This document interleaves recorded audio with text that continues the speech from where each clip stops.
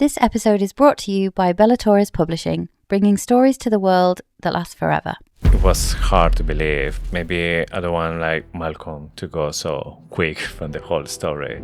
She chopped the head off of Malcolm and then it disappears in blue flames. I'm thinking that if maybe it's possible that this wasn't the real Malcolm, it was maybe just like an illusion that he was projecting as well.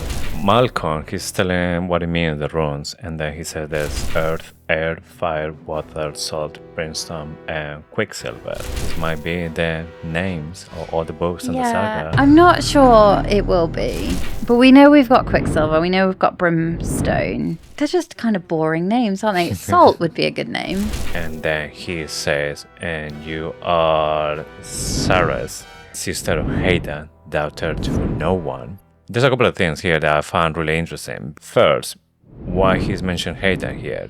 And also when he says daughter to no one, what does it mean as well? It may be given a hint that maybe she wasn't...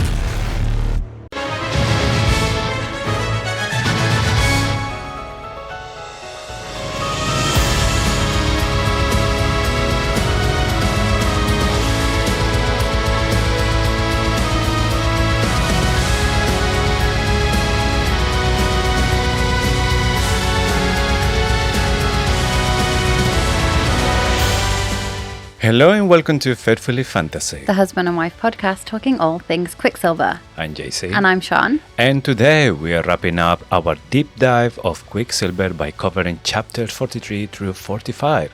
We're finishing the book and this episode, but don't worry, the story continues next week when we analyze Kingfisher's point of view chapters. Also, heads up, we might use strong language and explore adult themes. This episode will contain spoilers from Quicksilver, the Kingfisher POV chapters on Callie Hart's website, and snippets of information we've had from Callie Hart herself. And before we start, quick reminder, if you want early access to our episodes, bonus content every month, and no annoying ads like this one, you can have all of this by becoming a supporter. You can try it for free now and cancel anytime. For the best deal, visit faithfullyfantasy.com or simply subscribe on Spotify or Apple Podcasts for instant access. Don't miss out and become part of our community. Also, if you're enjoying the show, please take a second to rate us wherever you're listening. Spotify, Apple Podcasts, YouTube, all of it. It helps more fantasy lovers find us, and it's one of the easiest ways to support what we do. A quick tap and you've made our day. And now, without further ado, let's enter the map tent. So, we're still in the maze, and Malcolm, our resident rage monster, lunges for the cursed coin from Ceres, like it was the last biscuit at a family reunion. Ceres, still high on painkillers and bad decisions, stabs him. Malcolm responds by punching her through the torso. Rude. But plot twist, the stab was just a distraction so she could yeet Belikon's coin and free the souls trapped in Gillethrai. Then she grabs Solus and casually decapitates Malcolm. Meanwhile, Fisher slides telepathically into her DMs, but she's a tad busy dying. Taladeus offers her immortality, and Fisher may or may not have signed her up without consent. Remember that small favour she agreed to give the Quicksilver last week in exchange for finding the coin? Well, Ceres flies through the Quicksilver for a cosmic meeting with the twin gods who can't decide if she's dead. They take her to her dad, Zareth, who's only the god of chaos, and certified fate meddler. He casually mentions that she and Fisher are destined to either save the universe or destroy it. No pressure. He shows her a tree, chops off a branch, and wipes out billions of lives like it's pruning season. Then he shoves her into a pool of Quicksilver to transform her into something never seen before. Ceres wakes up in a bed, vomits, vampire side effects, apparently, and learns she is now half fae, half vampire.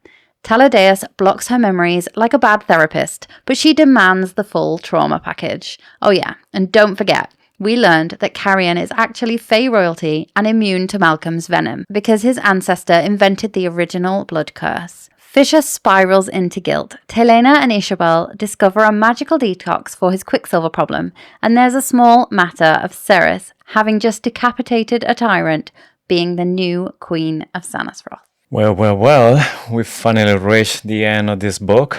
But like I said before, that doesn't mean it's the end of this story. We're coming back next week with Fisher's point of view, that we're going to see some of the scenes that we saw already in this book, but from his perspective. And we've only got a few weeks to wait to read Brimstone. I can't wait. Yes, and so many things going on with BRIMSTONE right now. It been, I think it was yesterday or today that we saw a new video with the audiobook. The Kali Hart released on the sneak peeks of the book. Kingfisher talking to Carrion about bearing pain. So something's happening to Carrion. Yes, I can imagine how it's gonna be there. No, I can't imagine.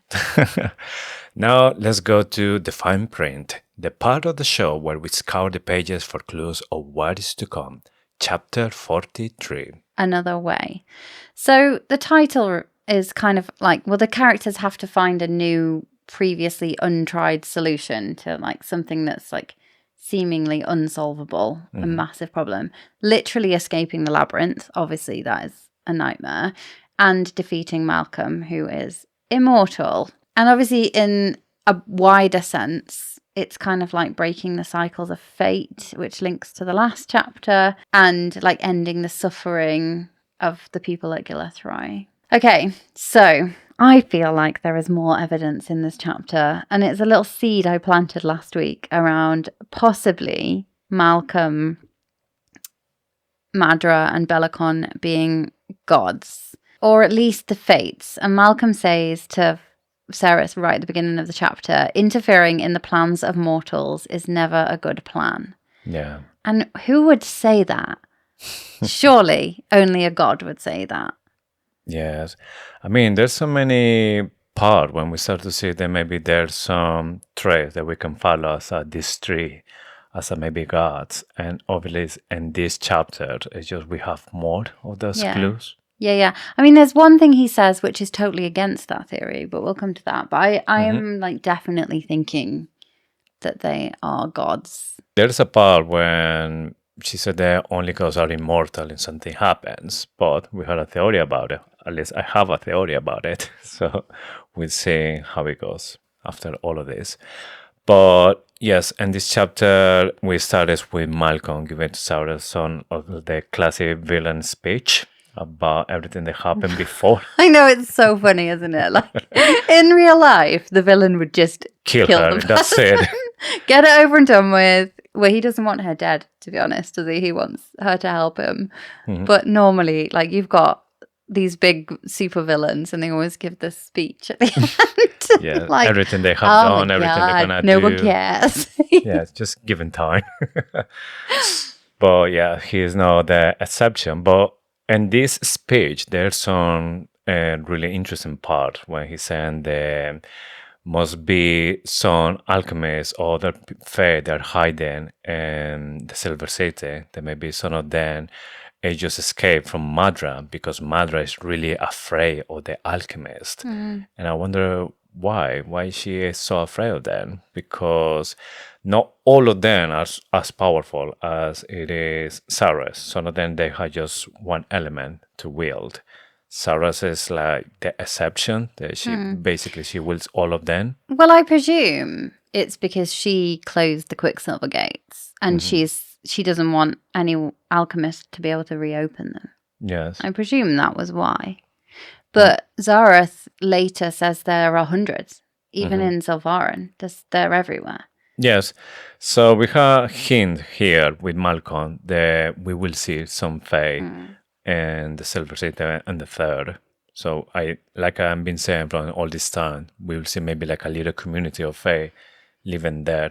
Other part that I think was really interesting from Malcolm is when he said that he used to work with humans before, and also he was working with an alchemist that was really good. He said it was remarkable. There was this alchemist, the one who told him that he has a gift in his blood, and I think it's like how everything started, that he wanted to be a vampire, or maybe he discovered to be an immortal, he need to turn into a vampire, and his blood was perfect for this. And I think that maybe this woman that Malcolm is talking about is somehow related to Ceres. So I think maybe that woman, that alchemist that was so remarkable, it was Ceres' ancestor. I think so too. He also says, though, that she was deeply disappointing in many ways. And I imagine that was possibly because she had a conscience. Yeah. And that maybe she worked on the original, because we know that some alchemists are working on the pursuit of immortality.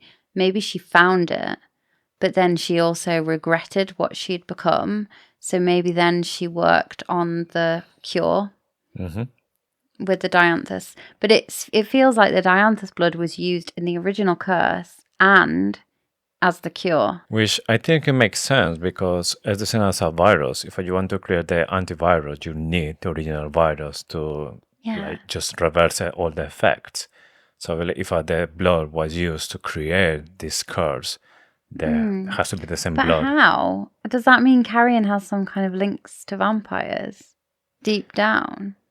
Well, as far as I can understand, maybe there's some fate. They have something special in the blood. So we have first Karen's dad, that his blood was special to create this curse. Then we have Malcolm. They was maybe special to receive the curse, or he's not gonna be altered, like turned into a feeder, for example. He turned into a full vampire.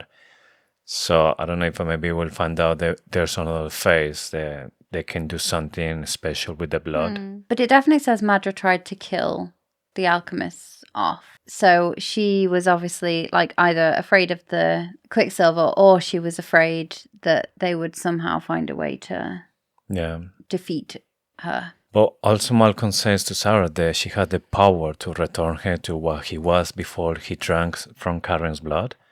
And I'm really intrigued about it because if she's an alchemist, how can she manage to like maybe return to Malcolm to be a full vampire, how he was in the beginning? Well, that's the thing. And I think the alchemist was the one that found a way of doing it because it was all immortal. Moving the elements or something. Yeah, and somebody said that, I think it was when Lorith was explaining about this other queen that is immortal, talked about drinking vampire blood. So something to do with the blood of a vampire is immortal. And I think that's the key to it. It's really vague and we're like scraping the barrel for clues. But the only other thing that I could think of around Madra is that if you put yourself in the perspective of a god, Madra, the god, like we're just going to assume that they're gods right now. Is she afraid of the Quicksilver? Because the Quicksilver effectively links to this tree and takes her to her brother Zareth. And there's something like she knows that she's like really pissed him off, or they're all against him now and he's against them. Yeah. And they all want to destroy the tree. But I don't know, is there something there if you think that Madra is a god? With the stories that Sarah tells to Saras, he says that he doesn't want this tree to die. He's basically like the only one who wants to carry on with the real nature of this tree, but all the brother and the sister wants to eradicate the tree. So he wants to save it, but he realizes as well that when Fisher and Sarah they're together, this is not going to happen. That's why he was trying to put Sarah away from Fisher to save this tree, because this tree represents everything. From the moment they meet, that already sets a chain of events off. Yes. And it could be that if they're not together and not God's bonded, then the tree gets destroyed.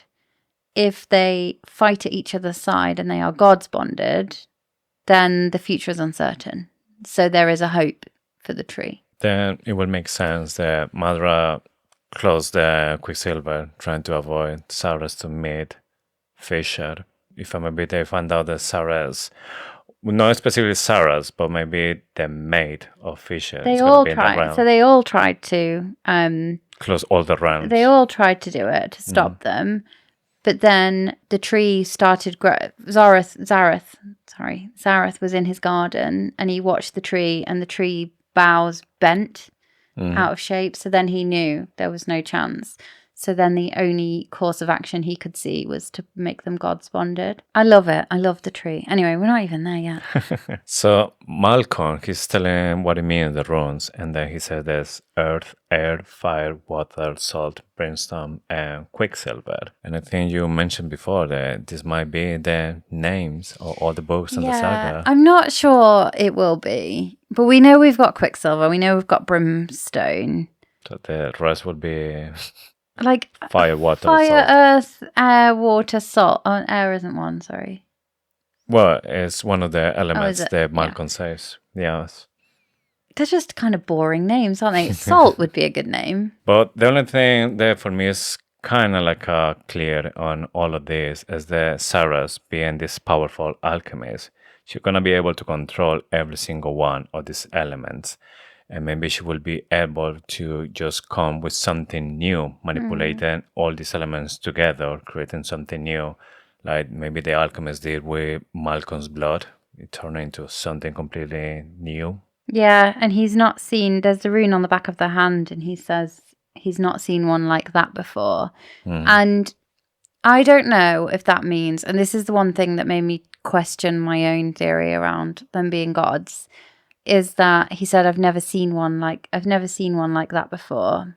And I think that's a god's bond. And if he was a god, he probably would have seen a god's bond before. Yeah, but he knew at least. Yeah, but I'm not sure if it's the bindings around the wrists, which is the god's bond, like the proper god's bond bit. If it's something else. Or whether it's that one on the back of our hand, which is like interlocking runes that he's never seen. And I think we just don't know what that rune does yet. This is like the equivalent of, I can't say it just in case anyone's not read Fourth Wing, the rune that we don't know what it does in Fourth Wing. This is like the equivalent.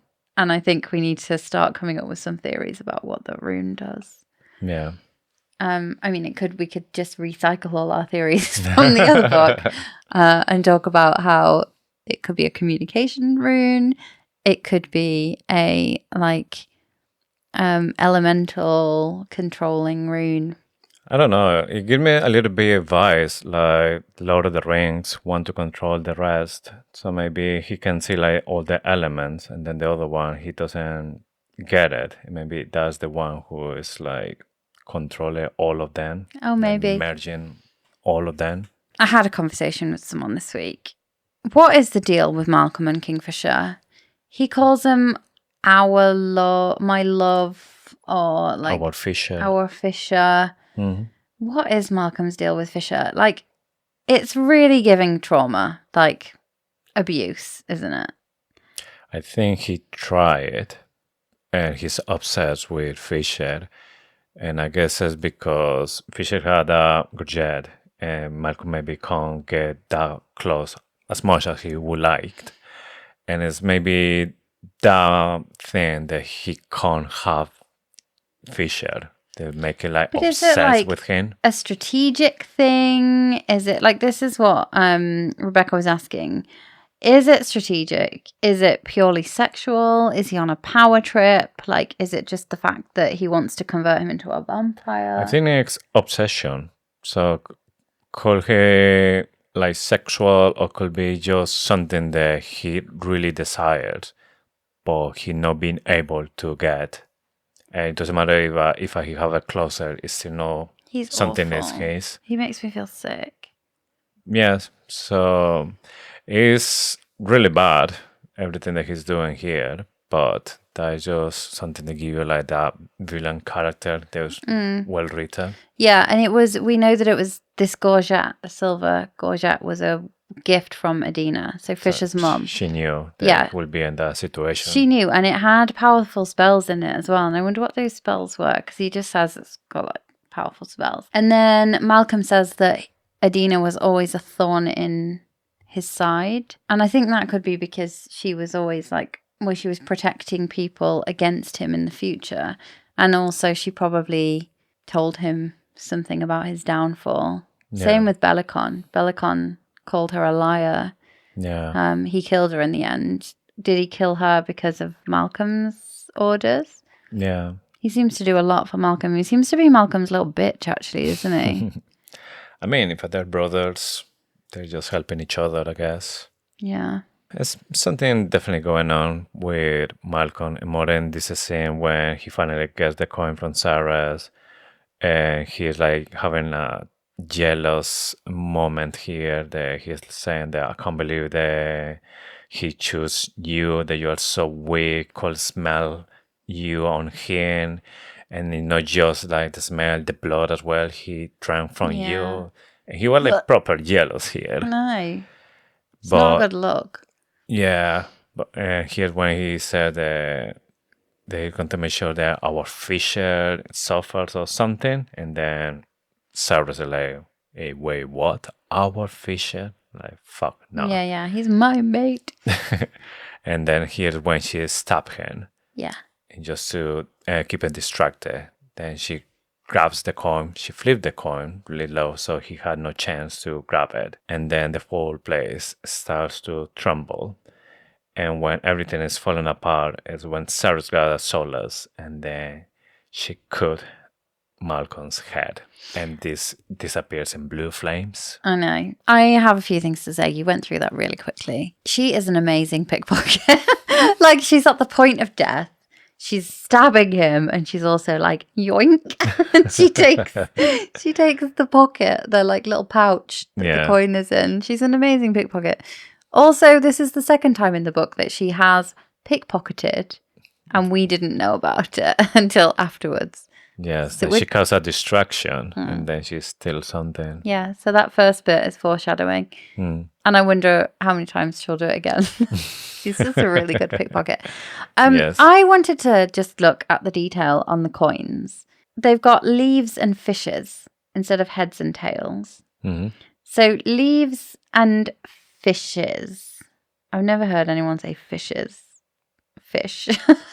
Did I just make that up or did I read it? I used to say that when I was learning English. Yeah. Okay. Sorry. Mouses, fishes. Leaves. A clear link to the tree. Yeah.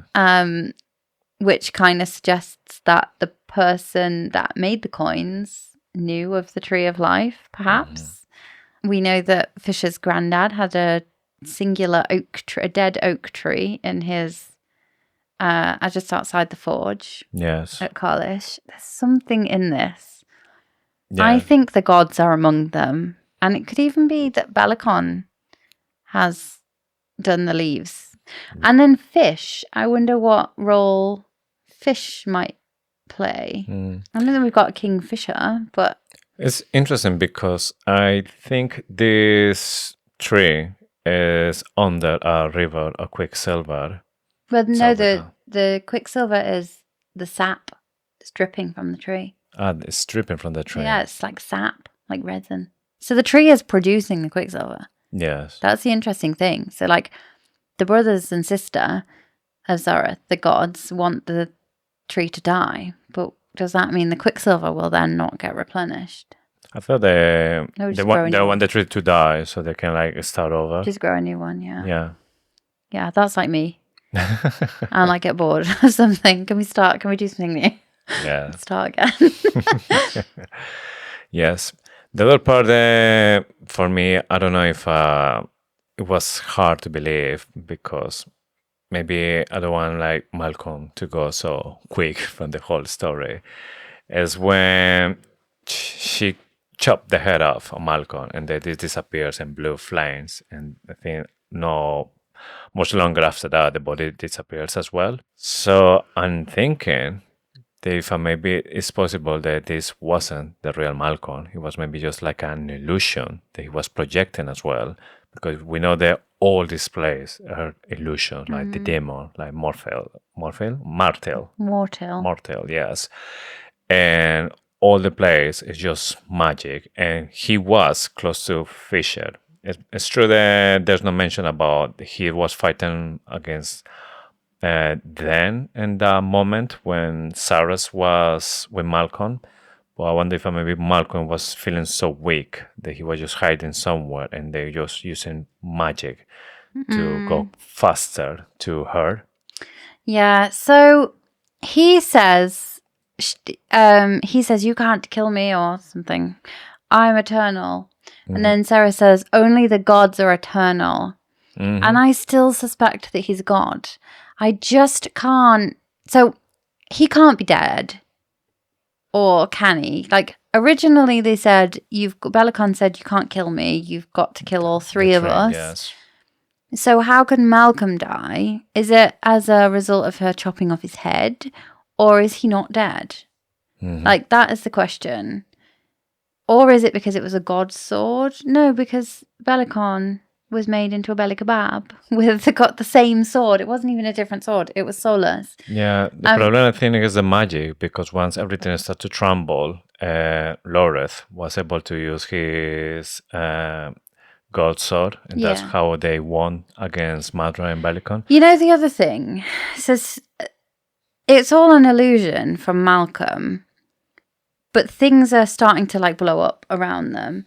But it's still there. It's not, the illusion hasn't automatically cut off. You'd think if Malcolm had died, the illusion would just stop with him and it would all go black and they would just be in this like random place. The only thing that makes me think he must be dead is the fact that she's about to be crowned as the Queen of Sanisroth. Yeah. Like, where is he? He wouldn't let that happen, would he, if he was still alive? Yes, he's alive, is what I think, but he is not on full power. He's not a vampire anymore. We don't know how much affected, because in the description the Sarah was saying that he was basically melting after drinking Carrion's blood. So I think that maybe he is like exiled. He's trying to recover his power. Yeah. So it's like, I don't know, in the woods drinking like unicorn's blood. Could be. Yes. So that's living a half life, a cursed life. It's just the fact that the head and the body disappear in blue flames, and thinking that wasn't just to make it like spectacular. Yeah. Or it's just like an illusion. Yeah. I mean, if he comes back, Callie Hart will be like, "Well, I did tell you. I had to kill the three of them." But if they had to kill the three of them, I think, in my theory of them being gods, then they would probably have to kill all of them. Yeah, at the same time, Zareth. maybe all like really close. And Baal and Mithrin. Yeah. Yes. So Sareth, she wins. She is there dying, and then Taladeos arrives at the same time with Fisher, and they can tell that she is dying there. And the first idea the Fisher has that he's going to give her a part of his soul. But then Taladea said that no, because he gave already too much to Loreth. And I wonder how he knows that. Like, how much portion of the soul he gave to Loreth. Maybe he was there when this happened. Yeah, we said this before, didn't we? We think that Taladeus was the one that attacked Loreth in the first place. And because he doesn't want Fisher to do that, because even he says to Fisher, if you do that, there won't be any left for you. You will die. And Fisher said that he doesn't care. He will do it for Sarah because he had left long time. Sarah doesn't. And it's when Taladeo said that there's another way. He wants to obviously help to Fisher. And Fisher as well said that it's the only way tall. So it doesn't say Taladeos. So you can see like how close they are here. Yeah. And this is the other way. Yes. Yeah. The only thing he needs is just consent from Sarah's or Fisher in this case. But Sarah is not taking Fisher's soul. She's saying that no, Fisher has sacrificed too much for everyone. And she doesn't want to be one of those sacrifices, that she'd rather die. And we end the chapter with Taladeos asking to Fisher, tell me if she consents. And Fisher says, she consents. That's the end. Memoirs of Luzbel. She loved him. She lost him. And he came back. But wasn't completely him. She feared him. She fought him. But she fell for him. Memoirs of Luzbel.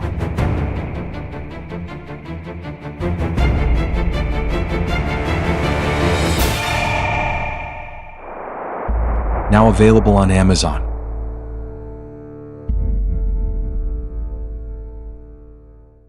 Chapter 44. Access. So obviously we have the tree here. This is my favourite chapter in the whole book. No, it's not. I said that about Ballard. It's my second favourite chapter in the book. So obviously we have the tree here, and Zareth says the threads that Ceres and Kingfisher form an axis. The threads that link them form an axis of power. But I think it's actually Ceres that becomes the axis around like what everything everything revolves now. Her choices will determine the fate of the tree. Yes. And essentially the universe. And the axis could also be here, like the balance between free will and destiny. And I think this is a huge theme of the book because you've got Fisher compelling Ceres to do stuff at the beginning, and it's kind of that something that you have to do versus something that you choose to do freely. He forces her to make the relics. It turns out she actually wants to do it. She wants to help him. And it's that difference between your choice and your path that you're forced to walk. And this is the culmination of it in such a beautifully written chapter. Honestly, the writing is beautiful in this chapter. Yes. It's really good, to be honest. It is in the next chapter as well when she's floating in the Quicksilver pool. It's really, really lovely. Yeah. So we start this chapter with everything is just falling apart around them. There's fire everywhere, and Fisher is trying to form a shadow gate. They are trying to leave this place, and when this is happening, Sarah starts to hear a voice, and this voice is telling a couple of things. The most interesting part for me is when it says, "He is the storm. You are the peace that comes after it. Tell me, do you believe in the fates, alchemists?"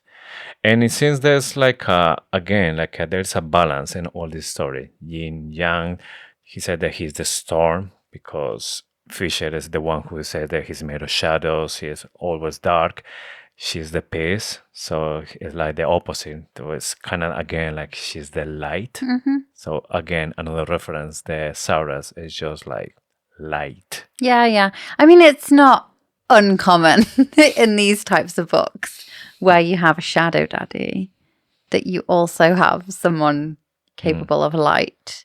Yeah. Several books. I mean, you can riddle them off, but even like lightning is, Yeah. Anyway, I wouldn't be surprised, and this is like partly the fuel to the theory that she has some kind of light or fire or something. Which, like, I mean, if you base it on every other book with a shadow daddy, often we'll find that the female main character has some way of being the balance to the shadow.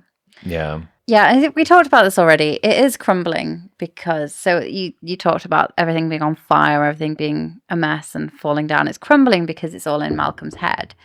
But I will keep coming to the fact that it isn't vanishing, which, like, I genuinely do not believe that Malcolm is dead.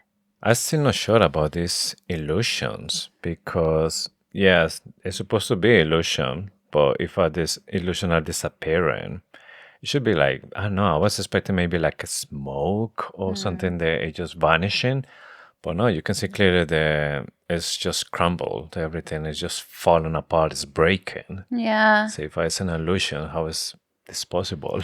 Yeah, I don't understand how the illusions work. Like, I still keep coming back to that bathtub in Ceres's room that doesn't actually exist. And we'll cover that next week. Yes. In the POV chapters, because we see it then. And it just vanishes when people no longer have a need for it. So maybe the illusions do become real and they live on beyond the person's death. But I'm not buying it. For me, to be honest, it feels more like it's just like a momentary materialization of stuff. So, but it becomes real. So it's a real thing, but it's just temporary. And how useful. I mean, you could literally just create anything you wanted. Yeah. Because otherwise, what does it mean? The Sarah was stuck in a bath, but then in the end, she still smelled it. No, because she's literally having a bath. Yeah. Yeah. It's a strange, like, I don't understand the cost of power in this series. Mm-hmm. Like, people have an awful lot of power and they don't seem to get tired or they don't seem to lose something. They just don't abuse of the power, even when Fisher apparently he does everything with magic. Do they just get tired? Maybe they do get tired. I don't know if we missed that. Yeah, probably eventually. So Zareth gives Ceres a choice.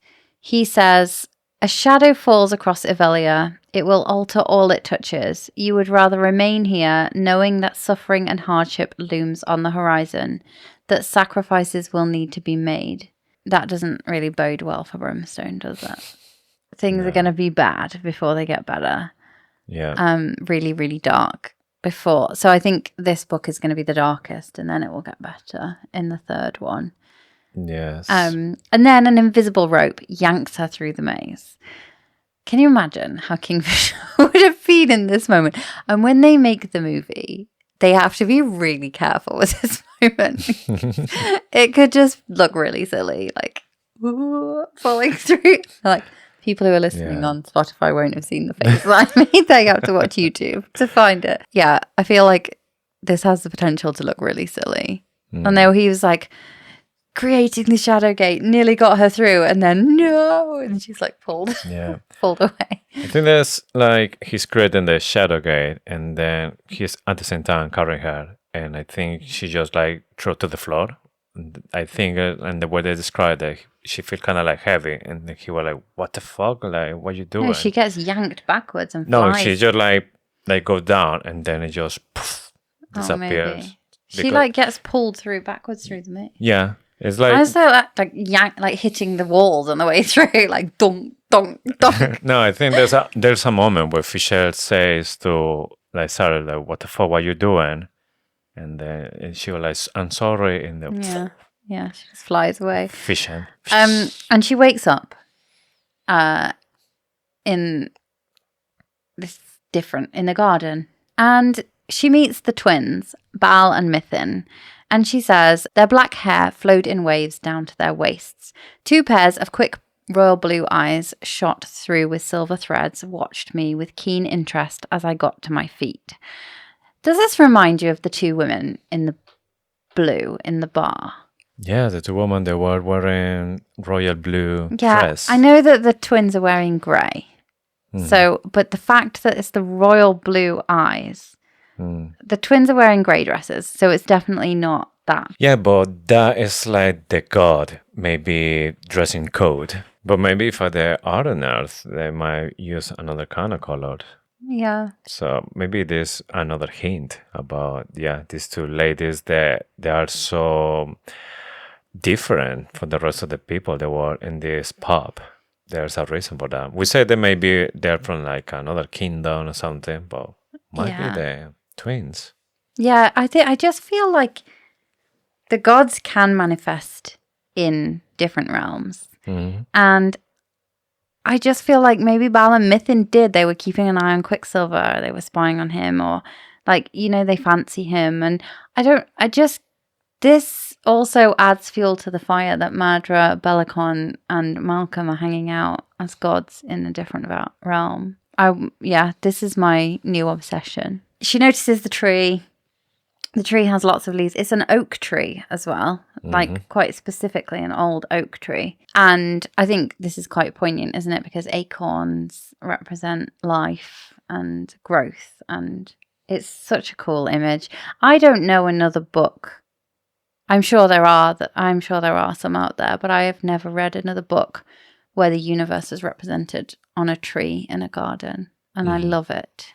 Yeah, it's really cool when you think that every single leaf is just around with billions and billions of life. Yeah, and then as we said before, the Quicksilver is like dripping from the tree, and it's forming a pool around the base. So the twins take Cyrus to see their father. They're sitting in a rock, watching the universe and all that kind of stuff. Normal stuff the gods do. And Cyrus immediately noticed the power that's coming from this man. She said that this man is not taller than Fisher, but there's like an amazing energy coming from him. Sarah start talking about if she knows who he is, and she knows. And then he says, and you are Sarah's sister of Hayden, daughter to no one. There's a couple of things here that I found really interesting because first, why he's mentioned Hayden here? Because it has to be like something important. And we were talking before that maybe they're not even brothers, like real brothers, but he might have like an important role for this god to know the name and just put it there. And also when he says daughter to no one, what does it mean as well? It's maybe giving a hint that maybe she wasn't born, maybe she was created, and maybe he was put in this realm, and that's why she is so different to everyone. Yeah, I don't know, because he meddled hundreds of years before she was born and put her bloodline in that realm. Yeah. And that is the weird thing, because does that mean an alchemist came through at the same time as bringing Carrion? And did somebody else come through and that kickstarted her bloodline? But yeah, the fact that he mentions Hayden is so weird. And other people have picked up on this as well. They're like, why would he have mentioned Hayden and not said, you are Ceres? Full stop. Sister to Hayden, daughter to no one. There's so much in here, but none of it makes sense. I don't think Hayden is a fae because he's not big enough to be a fae. He's quite small, isn't he? We are assuming that Cyrus was growing up with him. So. Well, she said she raised him. Yeah, basically. exactly. So we're not assuming. It's like on the page. But yeah, what else could he be? Could he have been put there to protect her at some point, or to? Because it seems like she's the most important person in the story. Yeah. Or maybe just to tell her or show her that he knows everything about her. Maybe. I feel like it. We're gonna see Hayden and Elroy in the next one anyway. Yeah. So she describes Sareth, and she says he was no taller than Fisher, no broader or more godlike in appearance. And this, like, we've talked about this before, but Fisher's going to be a god at some point. I think they're going to replace the gods. And just the link to being no taller than Fisher, no broader or more godlike, it links Fisher back to being godlike. So they're possibly going to defeat the gods and then become gods themselves. He said that Fisher is his champion, so I don't know if a champion about what? Could just mean. to keep the game, or it's just maybe the replacement. He's training. Yeah, but they're immortal. They're immortal. Do gods retire? Maybe they just need a break. They need the quiet life in the garden with a tree that's not dying. Get tired and stressed of cutting branches and that kind of stuff in the garden all the time. Yeah. Just want to maybe just retire, go to one of those realms. Yeah, just relax. So he says he consulted the fates and saw Ceres. And the fates are like the roots of the tree, aren't they? And he saw Ceres when he consulted the fates. This makes me think of Adina and wondering whether oracles consult the fates somehow. And the oracles have this link to the gods and the fates, because the fates are different to the gods, right? Yeah. So you have gods and you've got fates, and I'm not sure that the fates are personified or whether they are just a thing that you see. Well, in Greek mythology, the fates, they are like their own character. Yeah, they're like I'm thinking of Hercules. Disney's Hercules. It's a nice snip the. Yeah, like three witches with no eye. Yeah, something like that. Yeah. But here as well is when Zared confesses Saris that she's supposed to be a fae, but he intervened, separating her from Fisher on time and space as well. Here's when Saris realized that Edina was right, that she's supposed to be fae. But then the thing that I wonder here is, what was the vision that Edina had? Sarah's before she was turned into a human, or Sarah's turned into a fey vampire Yeah. after all of this is happening? I think it's the second one. I think that it's written nicely and that, she was right after all. She was supposed to be Fae. So I've said this already. The tree is super cool. The Fates have decided that Fisher and Ceres must be together. So despite Zareth meddling, the boughs continue to grow towards each other. He does say that those realms should never have been in contact. But he put her there after Madra was in charge, right? So Madra was already in cahoots with Belikon and Malcolm. I assume, because she's, how old is she? Like nearly 2,000. Yeah, Over just 2,000. thousands of years. Thousands of years, yeah. Yeah. So he already meddled after Madra was already there. Madra was in cahoots with Belikon and Malcolm. So I'm sorry, but the three of them working together, why not put her, if he really didn't want them to meet, there was always a chance, wasn't there? Because they were working together. Why didn't he put her in a realm which didn't have one of the three people that were working together in? Like, it was a bit of a foolish mistake from him.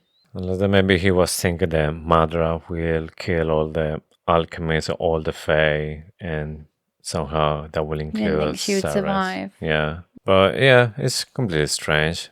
Also, here when Sareth is talking about how he brings Fisher when he was a little boy, he said that when Fisher was there, he made an enemy with the gods. And I wonder who could be this one. Do you think it's gonna be maybe the one from the shadows? I was just intrigued who will be this god, and that is foreshadowing that this god is gonna be somehow chasing Fisher, trying to kill him. Who's gonna be? I think Malcolm. it's more likely to be Madra, who was the If I shadow. were talking about this trio of the gods. Yeah. Hmm. I don't know. No, because who's the goddess? Goddess of masks. So there's only one.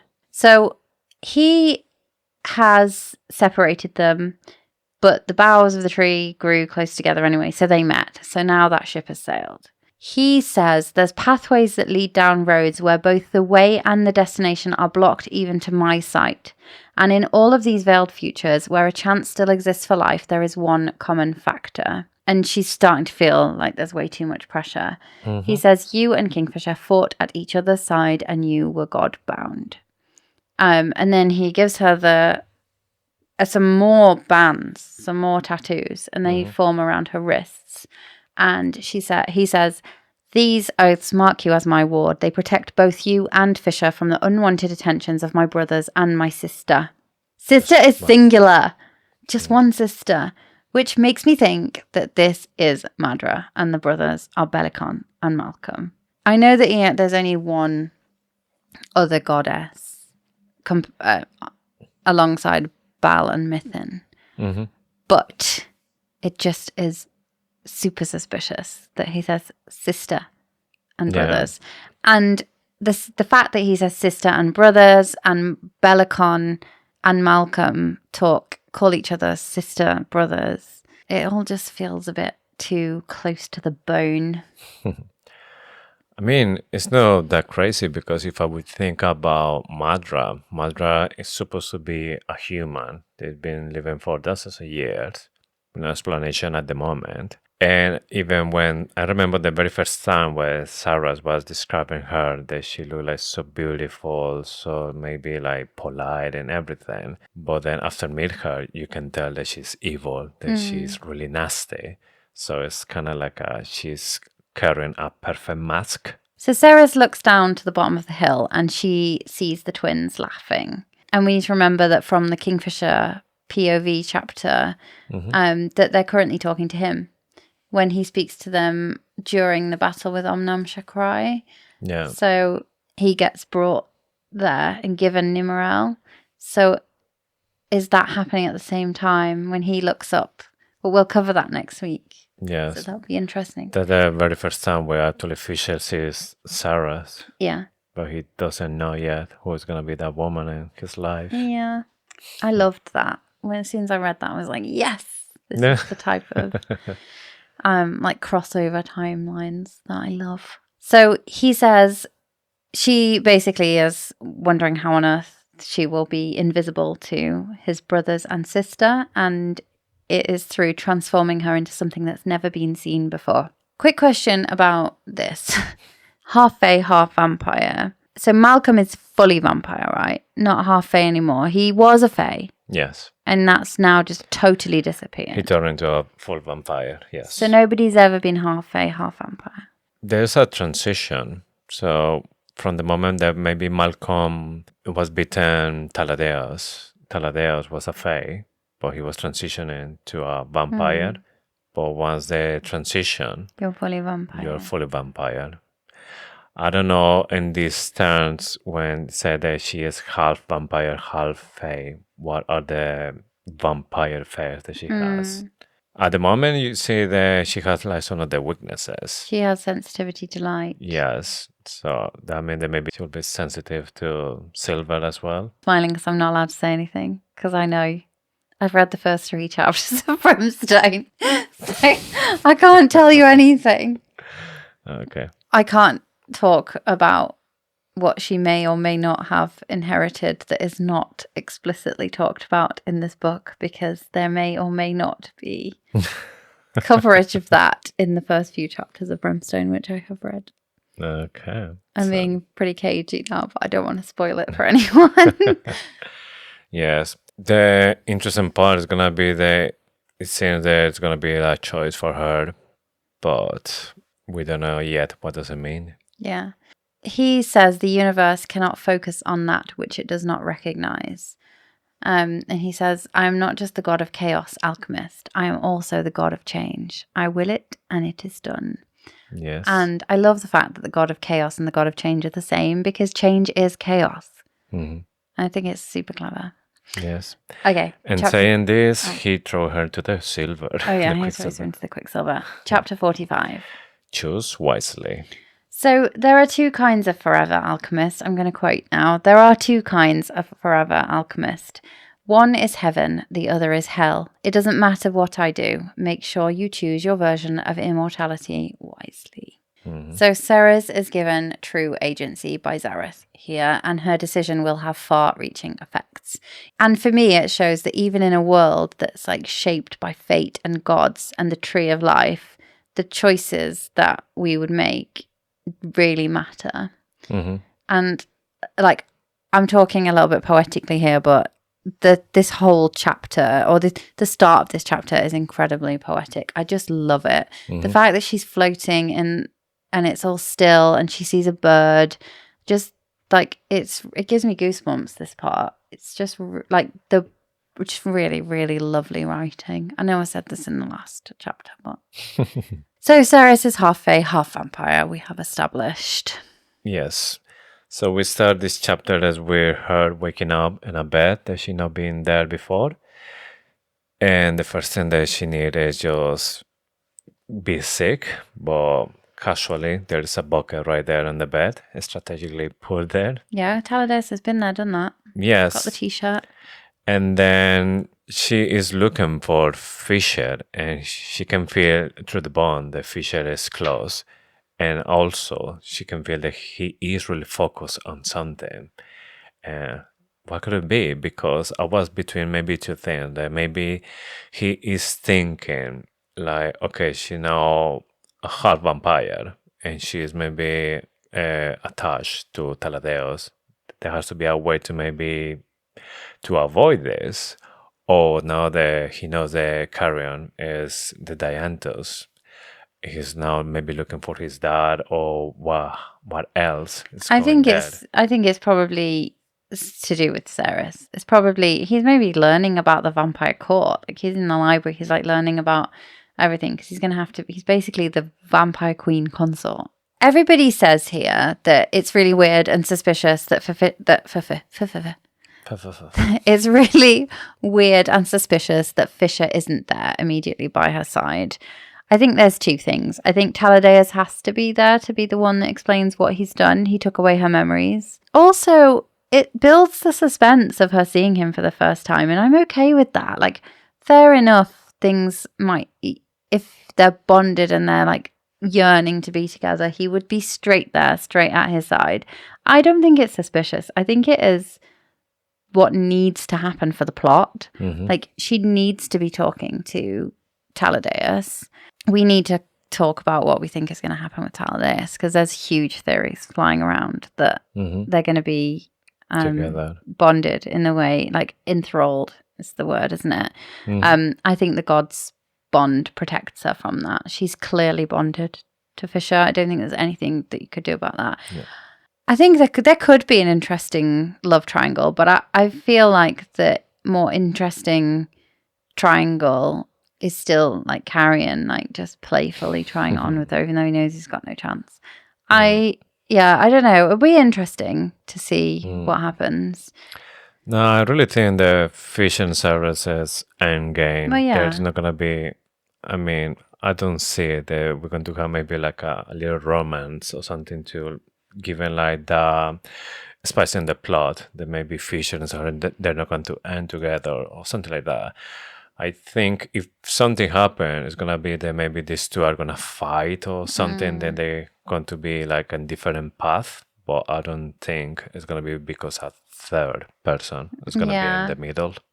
It has to be because of them. I think they'll have different missions. I think she'll have to keep them apart. And we know that there's a sound snip from Brimstone that talks about Kingfisher and Carrion being away from Ceres for a little while. So Taladeus was forbidden from ending his own life. He basically talks about the fact that he didn't want to be a vampire. I wonder if this was the moment that he attacked Loris and he was suicidal because he was like, I don't want to be this person.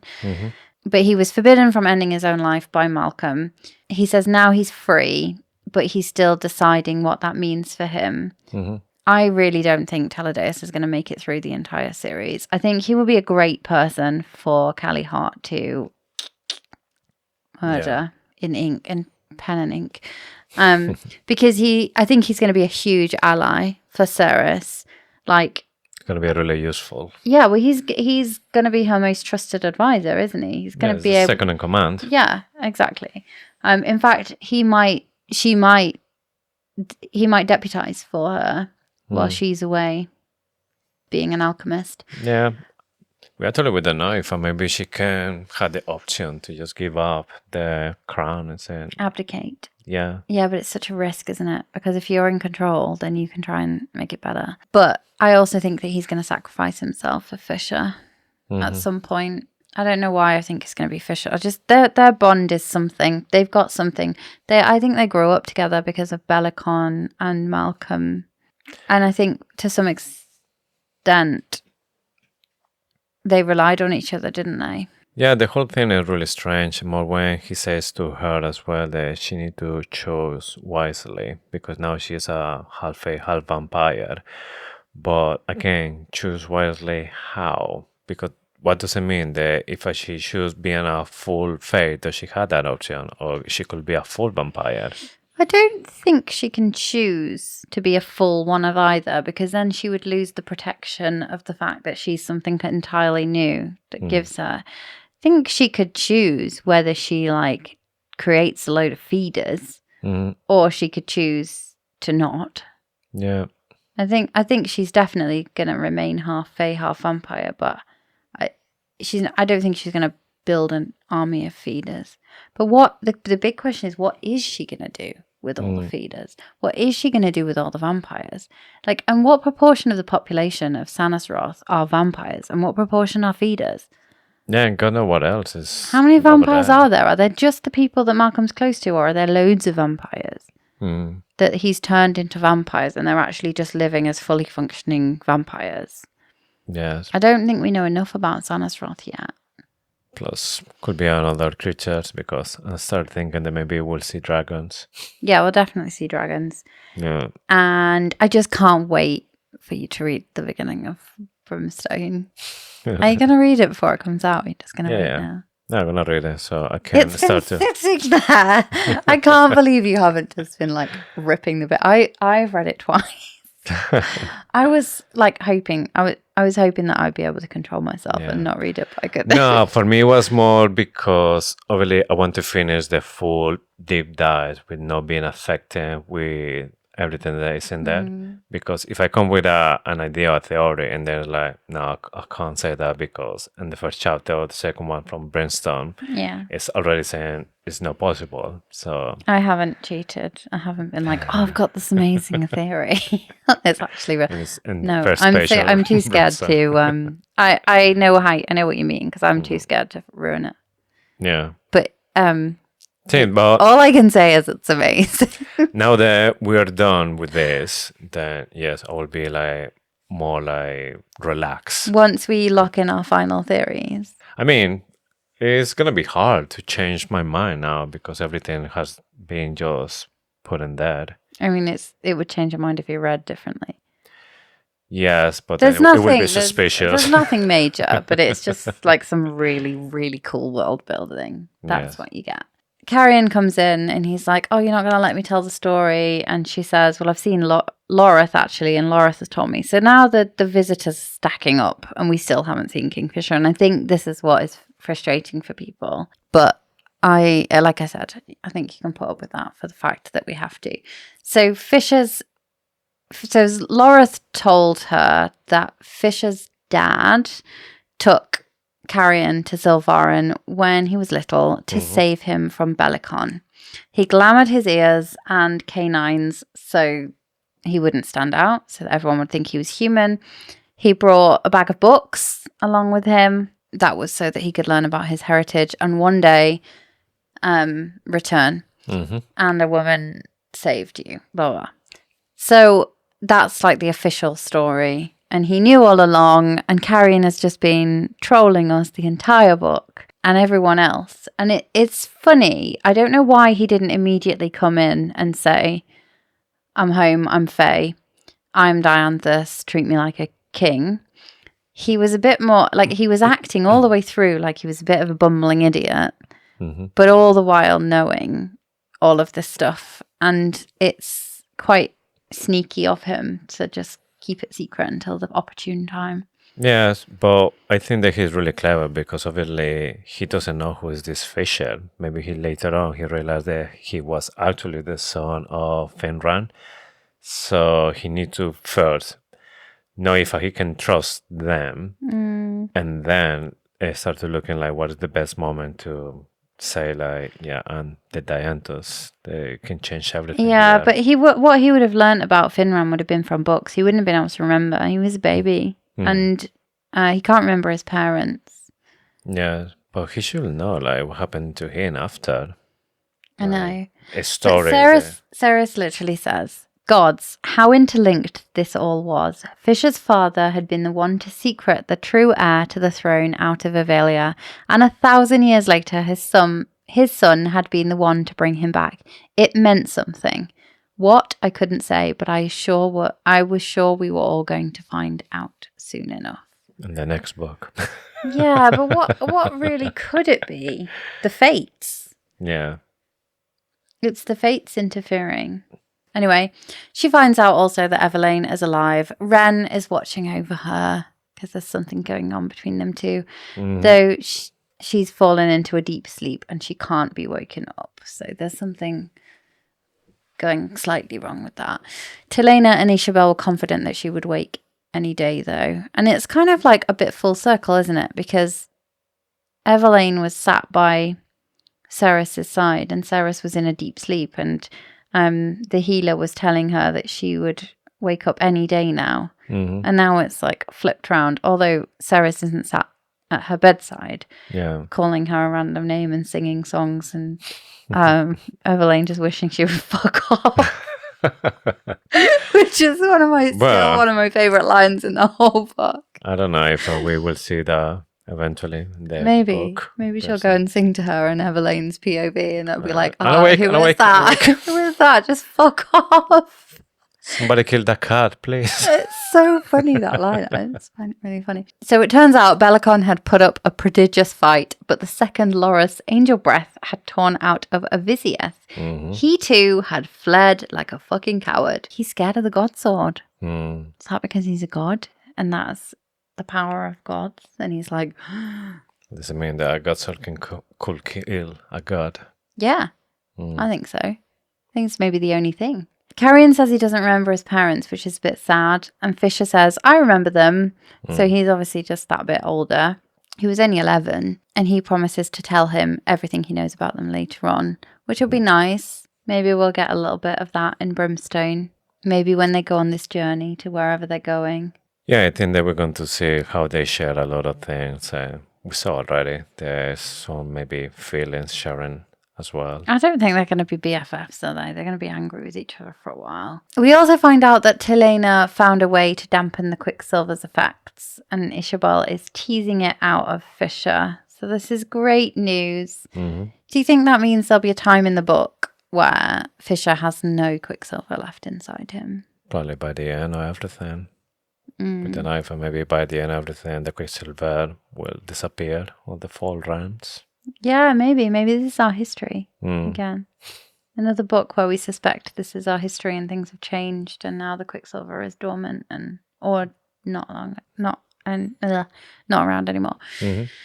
She says, we still had Belikon to deal with and Madra. I still intended to find my brother and Elroy. So again, like, it sets up the next book. It's like you can feel like this is a resolution to this book. It's not a cliffhanger. It's not a like, oh my God, what's going to happen? It's not a we literally cannot wait. How are we going to not spiral until the next book? This is we still have Belikon to deal with in the next book and Madra possibly in the third book, or like there's 3 villains, 3 book. I mean, we hope there's 5, but we know that this story, Kingfisher and Ceres' story, ends in 3. I still intend to find my brother and Elroy, so we know that they're going to appear again in the next books. Yes.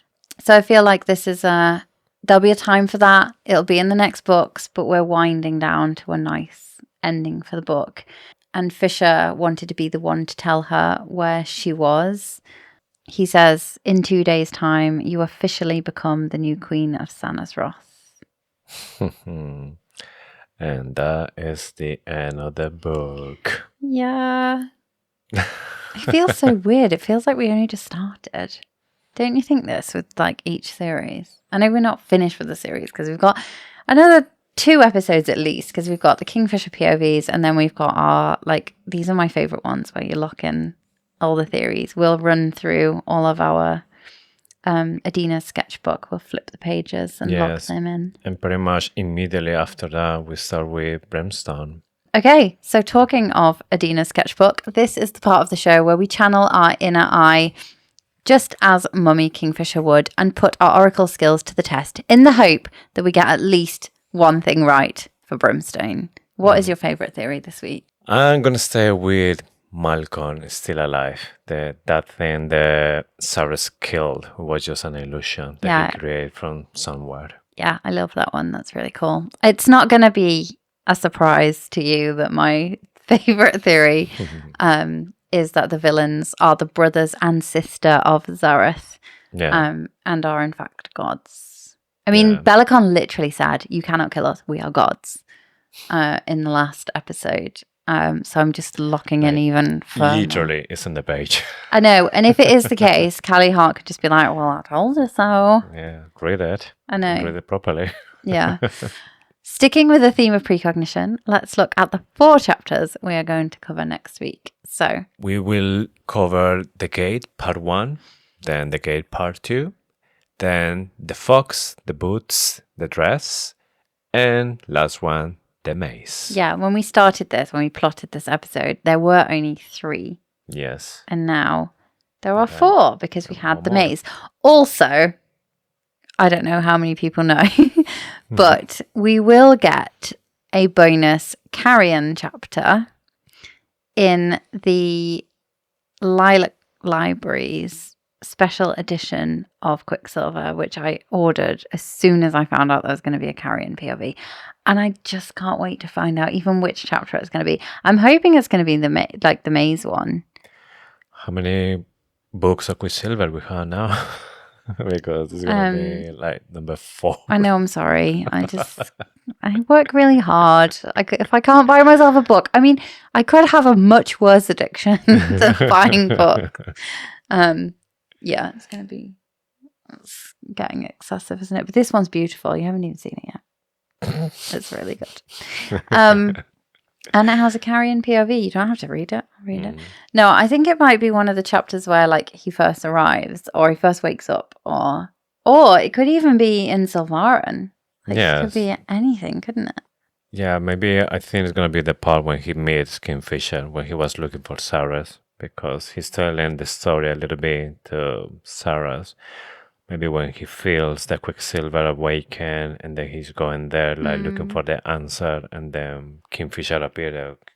Jesus, who is this guy? Yeah. Questions from the Quicksilver. This is the part of the show where we listen hard to the ethereal whispers of the Quicksilver and dig deep into our souls for the answer. So last week, what would be the most terrifying demon you could meet in the maze? I think Mordil is absolutely terrifying, by the way. Yes. I think that maybe in my case it has to be something that it looks like a human, but then it moves like weirdly and it has maybe like contortions or like the Exorcist going back. Yeah, something that you can see that is just evil. There's just something that is not from this world. Yeah. I have to stick with like a giant spider. I don't really like spiders. I mean, I know that they're not that bad. Or they just make me itch. Or like a giant wasp. A giant wasp. Yeah, a giant wasp with a human head. So basically like an insect, but massive. Yeah, some kind of... like a mantis. Oh my god, they're all terrifying. Yeah. Oh, a mantis, it would be really bad because they're really strong. Yeah. They can eat like insects of the same size or bigger than that. I've seen like mantis eating snakes. Really? Yeah. That sounds made up. No, but small ones, but yeah, I don't like 4 times than I don't mind snakes. Yeah, I think some giant bug, like a cockroach or a scorpion. I am reading a book at the moment with lots of scorpions, like terrifying scorpions, and that is scary. But there's spiders in this book as well. I've seen scorpions in that movie from long time ago. How is it called? Like God's Ward or Titan Wars or the Clash of Titans? Clash of the Titans. Something like that. I can't remember the name in English. I know in Spanish. What is it? Guerra de Titanes. So Clash of the Titans. Yes. I haven't watched that. Surprise. I don't watch movies very much. It's really old. Like we're talking about maybe 60s, 70s. I like the list of the list of movies that I've watched is very small compared to yours. This week, Ceres is now half fae, half vampire. If you could be half of 2 types of magical creatures, which ones would you be? Okay. We'll think about it. And that's all we have time for this week. So don't forget to follow us on Instagram and TikTok at Faithfully Fantasy Pod. Come and join the conversation. We'd love to hear your thoughts, theories, questions and comments just before Brimstone comes out. So lock in all of your theories in the comments on whatever we post. And with this, we have just one more thing to say. Thank you for listening to Faithfully Fantasy, the husband and wife podcast talking all things Quicksilver. We'll see you next week for our deep dive on the chapters of Kingfisher POV. And of course, for more Faithfully Fantasy. Bye.